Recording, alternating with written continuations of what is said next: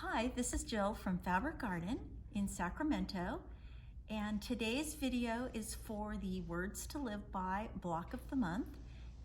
I will be demonstrating block number 3. If you are keeping up, you hopefully have month 1 completed, and also grab month 2 here, and also month 2. If you are stuck somewhere and you are having a little trouble, make sure that you either drop in or call the shop or email us, and we will get your questions answered and get you going so that you can get caught back up with the block of the month. For month number 3, we are going to be making half square triangles, flying geese, and square in a square. So we have done half square triangles before, so I will review fairly quickly on that since it is in the other 2 videos. You will take 2 squares and put them right sides together, and I like to use my magic wand and mark my sewing lines. Once I've sewn, I cut it apart, and now I will have the half square triangles.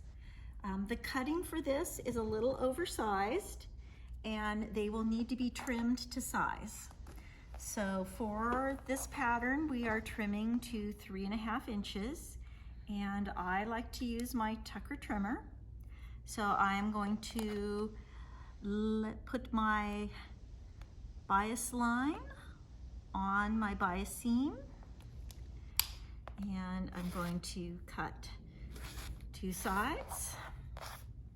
Flip it and line my ruler up again and trim, and I now have a perfect 3.5 inch half square triangle that will fit beautifully with all my other blocks. So next you're going to make some flying geese. Now your pattern is having you cut 4 rectangles and 8 squares. So the pattern is calling for you to make your flying geese with the flip and fold method, or the folded corner method. Now this is not my favorite method. I find when I put the square on and I sew on the diagonal line and then I press that corner up, it doesn't usually really fit like it should and isn't perfect. So you're welcome to use that method, but I'm going to show you my favorite method, which is often called fast flying goose. With that method, you will have 1 large square and 4 small squares. On the small squares, you again can mark with your magic wand your sewing lines, and you will start out by sewing 2 of the squares onto your larger square, and then you will cut that in half so you have 2 pieces, and those pieces look a little bit like a heart.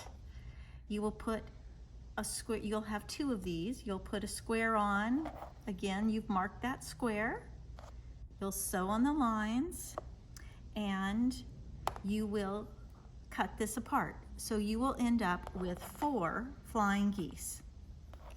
So you've got 4, and these are all a little oversized so that you can trim them down. There's several trim tools. My favorite is the Studio 180 wing clipper, because one ruler will do 10 sizes of flying geese.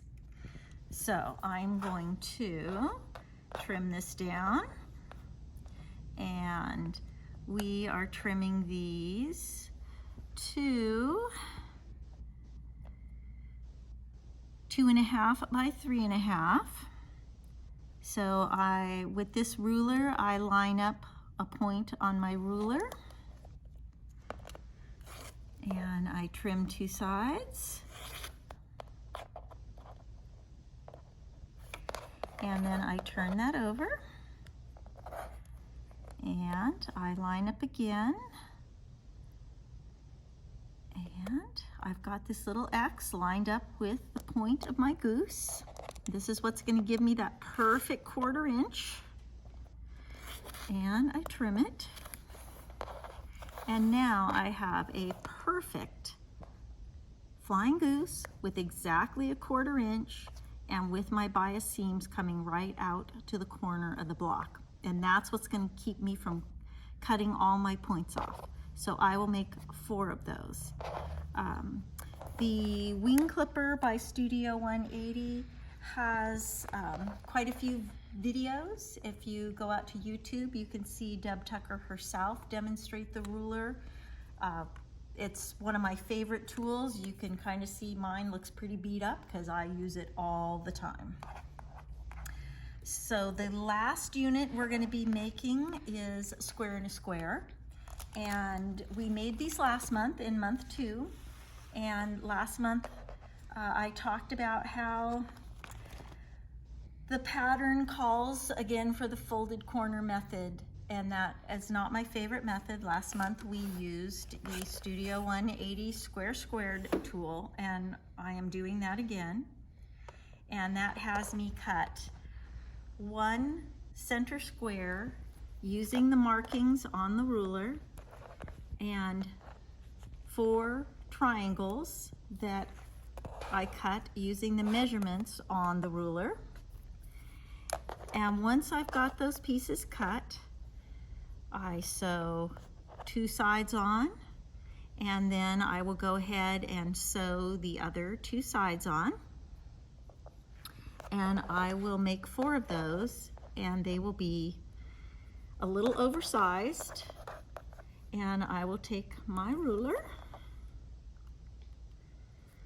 and this ruler works a lot like the wing clipper.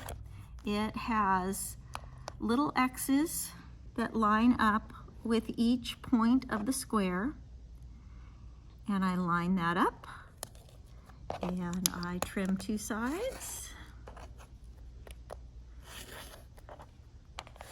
and I turn that over, and this time I'm lining up the same, my X's at the corners and also my 3.5 inch line there. And I'm trimming, and there we go. Perfect square and a square, and there is a perfect 1/4 inch on all 4 sides, so that when I sew this into my block, I will have all my points intact, no cut off points. So you will be making 2 blocks this month, and if you have any questions, feel free to call the shop or email or whatever works for you. This video, I'll be emailing it to you, but it will also be available on our YouTube channel, which is Fabric Garden CA.